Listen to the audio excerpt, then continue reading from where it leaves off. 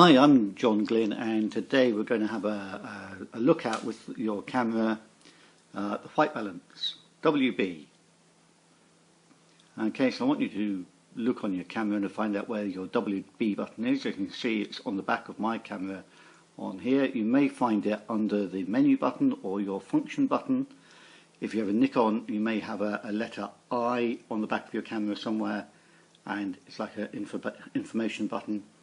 And it will take you to a quick menu, and what you're looking for will be the white balance, which if I bring them up, let's just come out of that setting, will look something like this, and you'll have different options on your white balance setting. Okay, I'll just flick through a few of them. Each camera will be slightly different, so it will depend on your model as to precisely what options you'll get. Okay. Now, with the white balance, you'll have auto white balance, AWB. You'll have something that may look like a drawing of a sun for daylight, cloudy day, shade. The other options you may get will be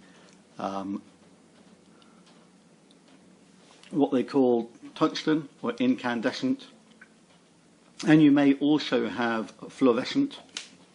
I don't have fluorescent in this camera, but a fluorescent bulb, which a fluorescent bulb will look like a strip light with little lines coming off it, and you may have more than one. Okay, there may be more choices than just having the one option on the fluorescent bulb, and then you may have a number of preset ones here. As you can see, I've got preset options here, which you would possibly use if you were doing pictures in a living room, or so in a studio mainly. Okay, where you have control over your light. And I've got 4 of those, and I've also got an option at the end, which is related to, it's a Japanese camera by the way, it's related to actual colour temperature itself, which I'll try to explain a little bit about right now. Okay, we'll just go back to auto white balance. What is the purpose of white balance settings in your camera? Well, the white balance setting is to enable us to control the colour of light.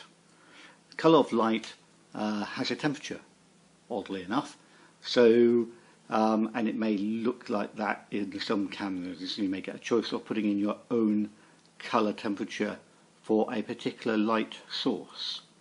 Okay, it is quite a complicated concept, but basically the light source will be daylight. It might be your household bulb.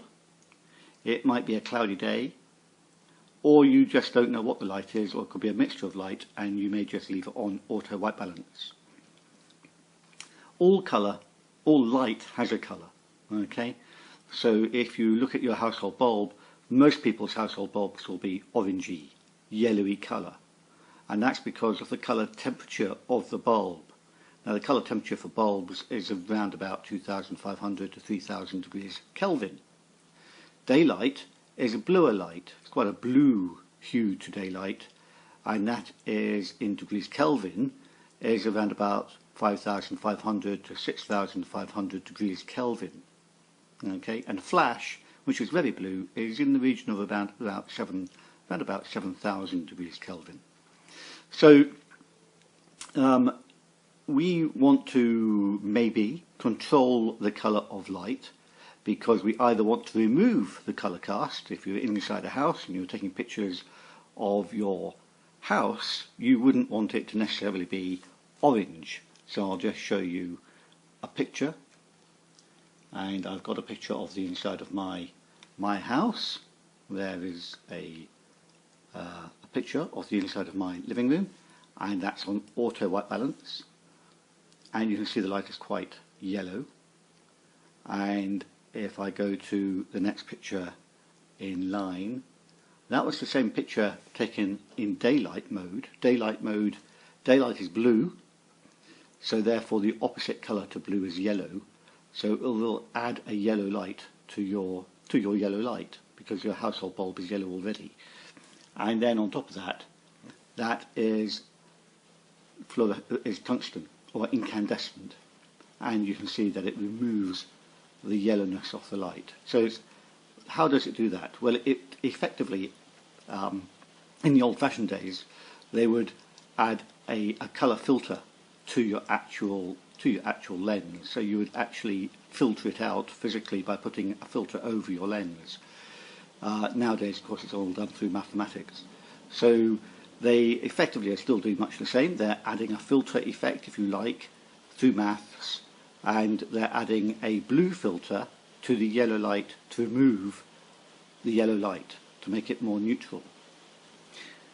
If you're going to use white balance, therefore, you may want different effects for a particular type of colour. You may want certain types of colour. So I've taken pictures outside here.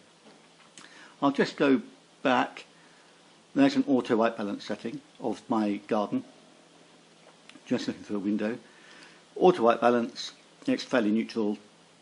It should be neutral. It should be pretty much as we see it. If I go to a sunny day, it should warm the picture up ever so slightly. So I've gone too far. There we are. Ever so slightly, it will warm it up. Auto, sunny day, cloudy day. Cloudy days are bluer than normal sunny days. So it will add a stronger yellow filter to remove the blueness of daylight.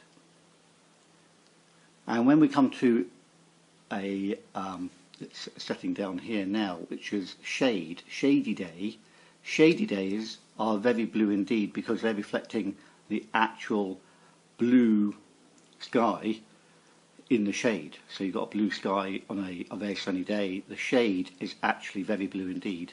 So it adds a very strong warming filter to your picture to remove that colour cast. And so you can see the difference there between the cloud and the shade and normal daylight. Daylight, cloudy day, shady day.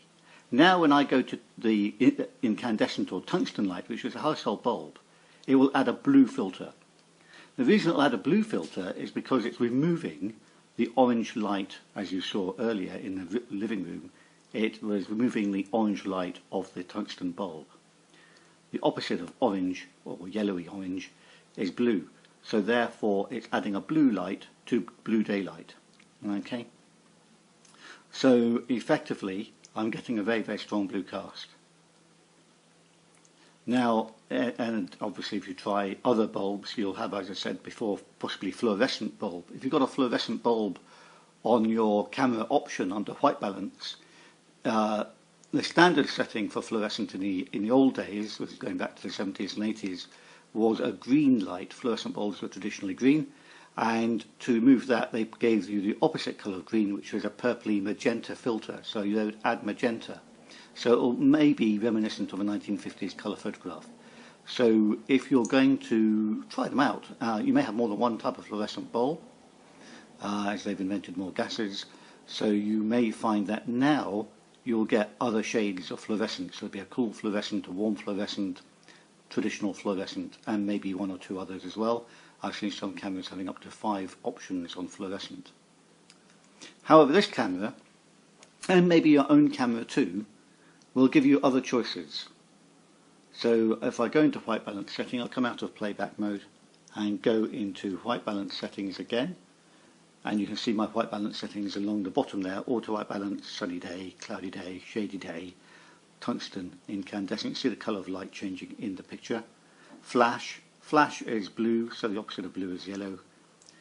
And you've got ones which are set up, are presets. These are ones that if I was working in a little studio, if I had eBay pictures or something like that, if I have a little studio and I'm wanting to let me think what I'd be wanting to do. Correct the colour of light for my particular product, because I'm using little tungsten lights or LED lights, or using daylight, but under different times of the day will change, the colour of daylight changes. then I may need to correct the colour of the light for my particular subject, my product. Therefore, what I would do is put a sheet of white paper down where my product would be, remove my product, put the sheet of white paper down, and using these options, in this case I've got 4 choices, I can get my camera to memorize 4 different setups. I can use these as a preset and it will correct to remove the color balance of my sheet of paper. And I'll show you that because I do have an example of it. I'll just come out of this and I'll go back into playback. And what I've done is take a piece of white paper. Oops, as I missed, so I whizzed past my sheet of white paper. And my sheet of white paper is actually quite purpley. As you can see in this particular one, that's on auto white balance. You can see at the bottom there it says auto white balance. What I've done is set it up, and on the next one I'll just get all that back up again, go back 1, and you can see now that the colour hopefully of that sheet of white paper has changed from auto white balance to a correct colour of white. Okay, so by using the preset, these little preset options, I can remove the colour of the light. I've also got an option in the back of my camera here to go further than that, and that is to actually put in a specific colour that I wish to use under the K, where I can actually dial in a particular colour that I'm wanting to use. This is quite a complicated way to use it, and ideally you'd either to do a lot of experimentation, or you'd have to buy a special machine to help you devise what sort of colour to set. So I'm not going to go through the menu settings for that, it's quite a complicated process. Generally speaking, the ones we're happy with, which are the preset options, are more than ample for our own uses, and the purpose of them is partly to correct for colour, which is what I've been doing, but you can also use them to introduce a particular shade of colour to add mood to your pictures. You might want to warm things up, make it look nicer, then you will be using cloudy day or shady day. If you want to make something look cold, then maybe you would put it on your tungsten incandescent bulb, and that would make everything look much colder. Okay, it's a matter of experimentation and deciding what sort of picture you would like to create. Okay, hopefully that will help you use your white balance settings, and I'll catch you another time. Cheers. Bye for now.